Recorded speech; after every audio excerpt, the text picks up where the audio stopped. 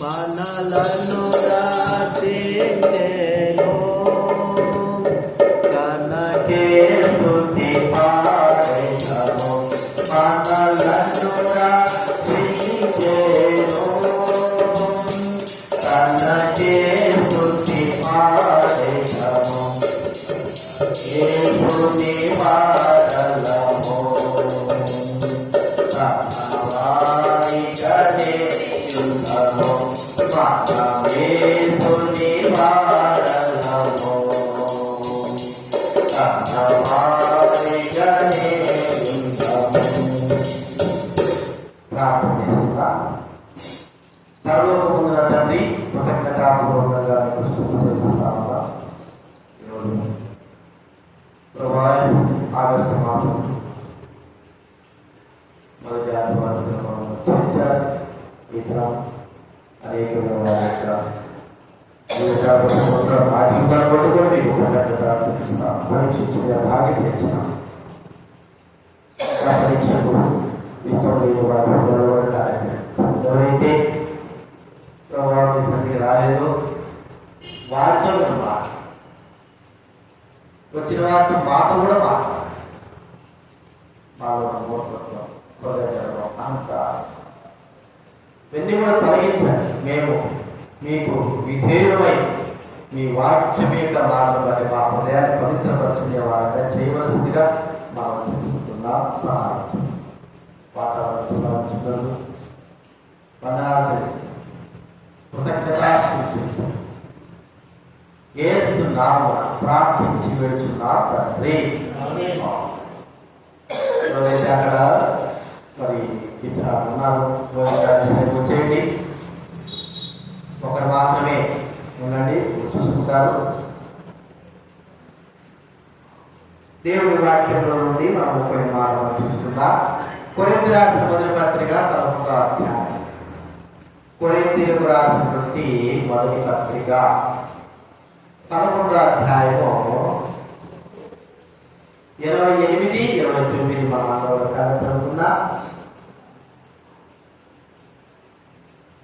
కొరింథీ రాసినటువంటి మొదటి పత్రిక 11వ అధ్యాయం 28వ వచనం 29వ వచనము మనం అందరం కూడా కలిసి చదువుకుందాం. 28, 29. కాబట్టి ప్రతి మనుషుడు తను తాను పరీక్షించుకోవాలని ఆలోచన చేసి ఆ రొట్టెను తిని ఆ పాత్రను త్రాగాడు. ప్రభువు శరీరమని వివేచింపగా తిని త్రాగువాడు తన శిక్షావిధి కలుగుటకే తిని త్రాగుచున్నాడు. అలాగే 2వ కొరింథీ రాసిన పత్రిక 2వ అధ్యాయం. కొరింథీ రాసిన 2వ పత్రిక 2వ అధ్యాయం 11వ వచనం. ఈ 2 వచనాలు కొన్ని దినాలను మరి గుర్తించుకుందా. 2వ కొరింథీ రాసిన పత్రిక 2వ అధ్యాయము 11వ వచనం చదువుకుందా. నేనేమైనా క్షమించి ఉంటే సాతాను మనల్ని మోసపరచుకున్నట్లు మీ నిమిత్తం క్రీస్తు సముఖం నన్ను క్షమించి ఉన్నాను. సాతాను తంత్రములను మనము ఎరుగని వారము కాము. అలాగే 11వ అధ్యాయం 14 2వ కొరింథీ రాసిన పత్రిక 11వ అధ్యాయము 14. ఈ 2 వచనాలు మీరు గుర్తుపెట్టుకోండి. కొన్ని దినాలను బలవర్తమానంలో జాగ్రత్త. 2వ కొరింథీ 11వ అధ్యాయం 14. ఇది ఆశ్చర్యం కాదు, సాతాను తానే వెలుగుదూత వేషం ధరించుకుని ఉన్నాడు. 15వ వచనం. కనుక వారి పరిచారకులను నీతి పరిచారకుల విషయం ధరించుకుంటా గొప్ప సంగతి కాదు. వారి క్రియల చొప్పున వారి అంతము కలుగును. కాబట్టి గతిలాలు మనకు సాతాను మా ప్రభు మనం రక్షించాడు. ఆయన మా మనోనేత్రాలు తెచ్చాడు. మన చేతులు కాలను ఆత్మ సంబంధమైన చేస్తే వాటిని సాతాను శరీర సంబంధమైనగా చేయాలని కోరుకుంటారు. అయితే దేవుడు ఉపబట్టి మన విధానం ఎలా ఉండాలి, ఎలాగ చేయాలా అని దేవుడు వాక్యం ద్వారా మనము చూస్తూ వచ్చారు. ఇప్పుడు కూడా సాతాను యొక్క క్రియలు మనం తెలుసుకోవాలంటే మనం ఏ స్థితిలో ఉన్నామో మనకు అర్థం కాదు. మనకు ఒక జబ్బు ఉందనుకోండి, ఎందుకో మనం అనీజీగా ఉంది, లేకపోతే బలహీనతగా ఉంటాం. ఏదో బలహీనతగా ఉంటామని మనం వదిలిపెట్టాం. ఎందుకు మనకు శక్తిహీనత ఉంది, ఎందుకు జ్వరం వస్తా ఏముంది అనేది మనం చూస్తాం, పరీక్ష చేసుకుంటాం. పరీక్ష చేసుకున్న తర్వాత అది ఏందో అని తెలిస్తే ఆ జ్వరము ఎక్కడో లేకపోతే మరొకటో తెలిసినప్పుడు వెంటనే మరి డాక్టర్ను సంప్రదించి దానికి కావాల్సిన మందులు మనము తీసుకుంటాం. నిర్లక్ష్యం, శరీర సంబంధమైన దాని గురించి నిర్లక్ష్యం చెయ్యం. రోగము మరి మనలో ఉన్న బ్యాక్టీరియా కానీ మనలో ఉన్న జబ్బు విషయమై మనము ఎంత మాత్రం కూడా నిర్లక్ష్యాన్ని చూపము. మనము మరి జాగ్రత్తగా అలాగా సాతానుడు వారి యొక్క క్రియలను తెలుసుకోకపోతే, మోసపు క్రియలను గ్రహించకపోతే మనం ఏ స్థితిలో ఉన్నామో మనకు అర్థం కాదు, మనం ఎక్కడున్నామో మనకు తెలియదు. మోసపరిచేవాడు సాతానుడు. ఇక్కడ 2 కొరింథీ 14 వాడు వెలుగుదూతం వేసుకుని వాడి పరిచారం అంటే దేవుడి పరిచారకులు ఉన్నారు, సాతాను పరిచారకులు కూడా ఉన్నారు. ఎవరి సాతాను పరిచారకులు?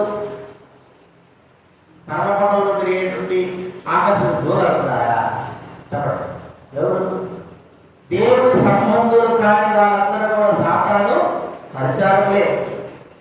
దేవుడి ఆత్మచేత నడిపింపబడిన వారు, దేవునికి ఇష్టకరముగా నడుచుకోలేని వారందరూ కూడా సాతాను పరిచారకులు. ఎక్కడ ఉంటారు? బయట ఉంటారు, లోపల ఉంటారు. కాబట్టి ఇక్కడ ఉన్నాడు, మీరు సాతాను పరిచారకులు జాగ్రత్త అంటారు కదా. సాతాను పరిచారకులు వేషం ధరించుకున్నారు. కాబట్టి కొన్ని విషయాలు మనం గుర్తిద్దాము. బైబిల్ గ్రంథంలో మరి మనం ఈ వాచన ప్రకారం చూస్తా ఉంటే ఆ బుద్ధిహీనులు ఉన్నారు, భక్తిహీనులు ఉన్నారు, పాపాత్ములు ఉన్నారు, వేషధారులు ఉన్నారు, దుర్మార్గులు ఉన్నారు, మరి భయభీతులు దగ్గర చేసేవారు ఉన్నారు, మోసగాళ్ళు ఉన్నారు. వీరందరి గురించి ఒక దైవజనుడు జాన్ బనియన్ గారని యాత్రికుడి ప్రయాణం రాశారు. యాత్రికుడి ప్రయాణం చెప్పండి. యాత్రికుడి ప్రయాణం అంటే మన జీవితం యొక్క యాత్ర ఎలా కొనసాగుతా ఉంది అన్న దాని గురించి దేవుడు తనకు చూపినటువంటి దర్శన ప్రకారంగా జాన్ బనియన్ గారని ఆయన గొప్ప దైవజనుడు రాశారు. ఆయన 20 సంవత్సరాలు జైలు చేశారు. 20 సంవత్సరాలు జైలు చేశారు. 20 సంవత్సరాలు జైలు చేస్తే కటికి చీకటి. ఆ చీకట్లో ఒక చిన్న కొవ్వొత్తి పెట్టుకొని ఆయన దేవుడి దర్శన ప్రకారంగా ఒక మానవుని యాత్రా జీవితం ఎలాగ కొనసాగుతా ఉంది, పాపము మోసేదాన్ని మొదలుకొని తాను యాత్ర అంటే ఈ లోకయాత్ర ముగిసే వరకు జరిగే కార్యక్రమాల్లో జరుగుతున్న పరిస్థితులన్నింటినీ కూడా వివరంగా రాసినటువంటి వ్యక్తి. అది ప్రతి ఒక్కరు చదవాలి. బైబిల్ చదవడమే మన కష్టమైంది. యాత్రిక చదువుతావా? బైబిలే ఒక కష్టం. యాత్రిక ప్రయాణం. ఎందుకంటే బైబిల్ తర్వాత అత్యధికంగా అమ్ముడు పోయేటువంటి పుస్తకం ఏదంటే యాత్రికుడి ప్రయాణం.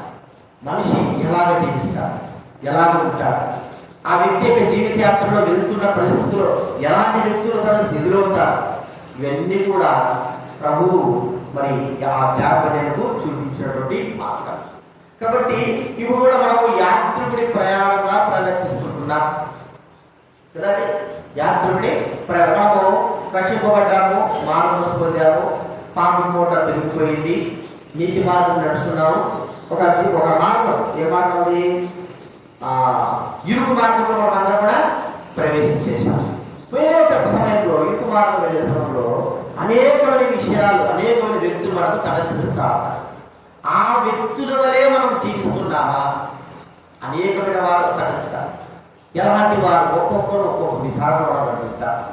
కొందరు ప్రభు తెలుసుకున్న తర్వాత మనం వెళ్ళే సమయంలో కొంతమంది ఎలాంటి వారు ఉంటారంటే, మనం ప్రభు నమ్మిన తర్వాత దేవుడు లేదు అనేటువంటి వారు చాలా మంది కదా మనము దేవుడు ఉన్నాడు అని మనం ఏం చేస్తాం? నమ్మకంతో బయలుదేరుతున్నా మన మన యాత్రను మనం కొనసాగించాం. దాని మధ్యలో వస్తారు కొంతమంది మూర్ఖులు లేని వారు ఉంటారు. అరే దేవుడు ఉంటారా, మీరు ఆగిపోతారు, ఎక్కడ పోతారు, ఎవరి కోసం పోతున్నాం అని నేను చర్చికి పోతున్నా. అసలు దేవుడు ఆడుతున్నాడు, నీకు ముందు చర్చుకోవాలి ఆడుకోపోతాడు కానీ నువ్వు ముందు దేవుడు ఆడుతున్నాడు. నువ్వు దేవుడు చూపిస్తే దేవుడు అంతా అంటే దేవుడు లేడు అని చెప్పేటువంటి మూర్ఖులు, క్రీస్తు పరిచారకులు, మరి వెలుగుతో వేసుకునేవారు లోకంలో ఉన్నారు. లోకంలో లేరు కదా. మనం ఎంతమంది వేసుకున్నాం తర్వాత యాడున్నాడా దేవుడు, ఏంటో కనపడమని చెప్పు, అప్పుడు ఏం నమ్ముతారు? బైబిల్ అంతా నేను చెప్తాను, దేవుడు లేడు అని చెప్పేటువంటి వాడు ఉన్నారు. కీర్తన గ్రంథం 14వ అధ్యాయం, కీర్తన గ్రంథం 14వ అధ్యాయము మొదటి వచనం. కీర్తన గ్రంథం 14వ అధ్యాయం. అనుకుంటున్నారు వాడు చెడిపోయిన వాడు, అసత్యకాలు చేయవాడు, దేవుడు లేడు అని ఎవరు అనుకుంటారంటే ఇతరాల్లో ఎలా అయిపోయినామంటే మనము దేవుడు లేడు ఆయన, దేవుడు లేడు.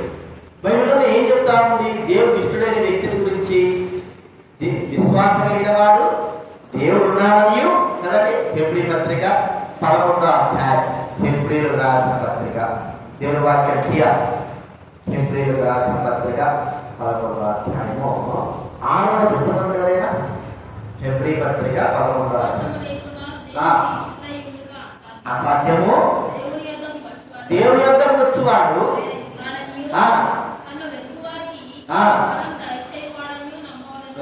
ఇన్ని దినాలు మనం ప్రభు సన్నిధికి వస్తున్నాం కదా, ఏ నమ్మకంతో వస్తున్నాం?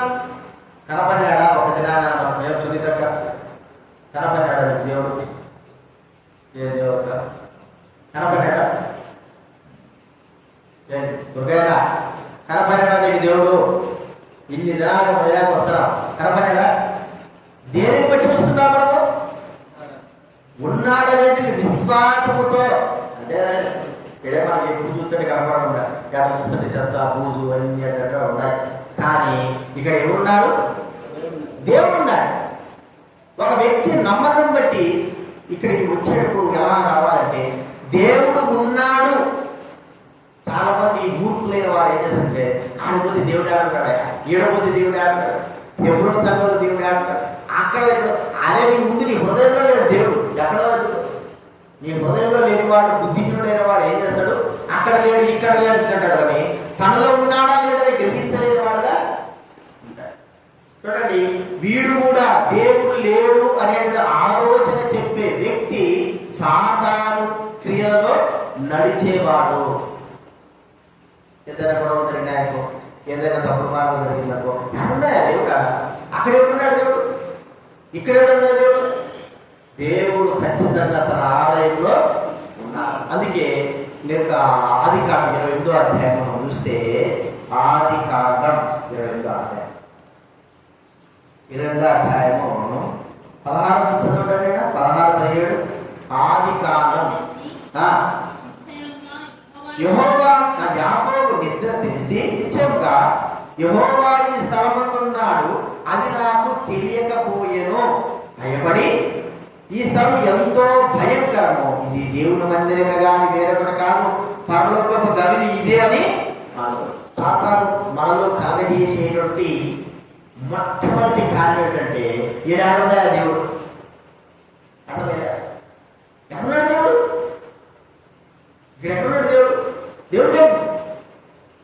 చూడండి, సైతాను మన హృదయాలలో దేవుడు లేడు అనేటువంటి కార్యము మన హృదయాలలో చూపిస్తా ఉన్నాడు.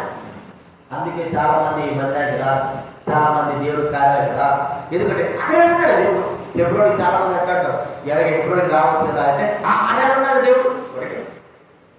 దేవుడు ఖచ్చితంగా దేవుడు సన్నిధిలో ఉన్నాడు. మూర్ఖులమైన మనము దేవుడు లేదని ఆలోచిస్తుంటున్నామే కానీ దేవుడు తన సన్నిధిలో ఉన్నాడు. మన కనబడు కానీ ఆయన మాత్రం కూడా ఉన్నాడు. ఒక మాట మనం ఆలోచిస్తే దేవుడు సర్వంత చూడండి ఏమన్నాడు ఇర్మియా గ్రంథము 23వ అధ్యాయం.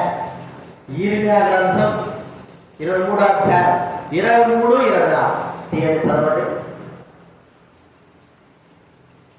ఇర్మియా గ్రంథము 23వ అధ్యాయము 23, 24. నేను సమీపం నుండి దేవుడను మాత్రమేనా, దూరం నుండి దేవుడను కాదా?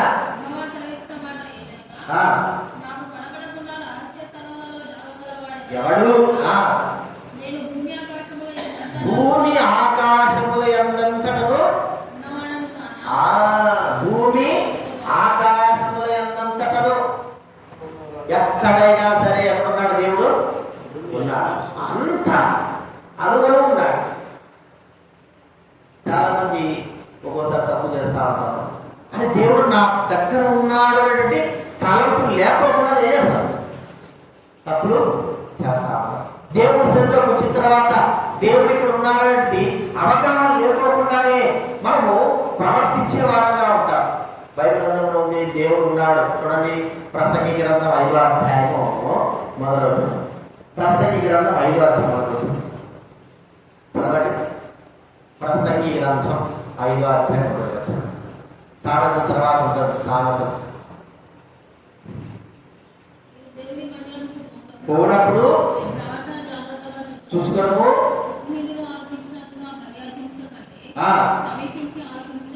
శ్రేష్టము,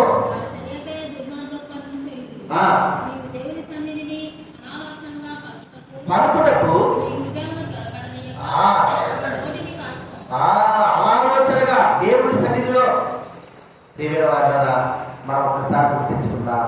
దేవుడు లేడు అని చెప్పేటువంటి సాతాను పరిచారముల యొక్క జాబితాలు మనం చదువుతున్నామా? నేను చేరలేదండి అంటే క్రియలు కనపడాలి. నేను అక్కడ చేస్తాను, నేను ఎవరైనా మాట్లాడతామంటే దేవుడు మర్చిపోయినామంటే నేను ఎందుకు మర్చిపోతాను? నాకు ఎప్పుడు గుర్తున్నాడు. మరి గుర్తుకుంటే నీ క్రియాబంధమే దేవుడి సన్నిధికి ఏది? దేవుడి వదిలి ఎక్కడ ఉన్నా? దేవుడి వదిలి ఎక్కడ కనబడుతుంటున్నా? ఎక్కడ ఉండాలి? సాతానుడు మొట్టమొదటి వెలుగు వేషం వేసుకున్నాడు. సాతానుడు మనలో కలిగించే భ్రమ ఏంటంటే ఎక్కడున్నాడు దేవుడు? మన పైనము ప్రయాణం చేస్తూ ఉంటున్నాము. ముందు కనబడేటువంటి ఆ పరలోకం దాని గురించే కదా మనం వెళ్ళేది. కనబడుతుందే కనబడలేదు, మనకు కనబడలా. కానీ ఏముంది?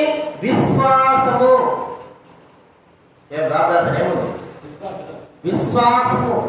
దేవుడున్నాడు, ఆ పరలోకం దేవుడున్నాడు, అక్కడ కనబడుతున్నాడు, అక్కడికి వెళ్ళాలా.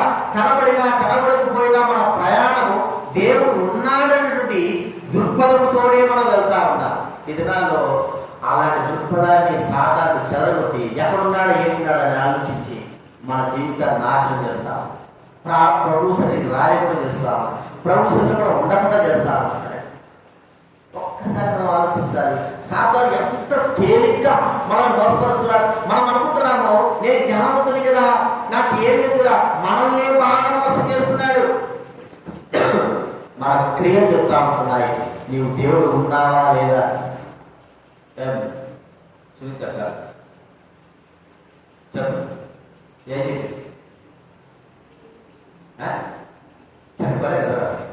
మనకు దేవుడి క్రియలు మన క్రియలు నడుస్తున్నామా లేదా అని మన క్రియలు మనకు ఆ దినాల్లో నేను ఒక మాట అంటాను. చూడండి ఆ దుర్గయ్య వాళ్ళ నాన్నగారు ఇక్కడ ఎందుకున్నాడు? ఏముంటాడు? ఉన్నాడు ఏముండాలని ఇక్కడ ఉన్నాడు? కొన్ని చనిపోయేందుకు ఏముండాలని గోడలున్నాయా, రేపులున్నాయా? ఎందుకు ఉండాల్సి వచ్చింది?